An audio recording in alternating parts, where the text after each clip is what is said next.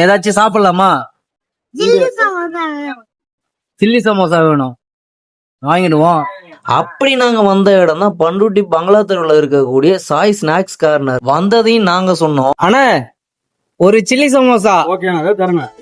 அண்ணனும் ரெடி பண்ண ஆரம்பிச்சிட்டாரு.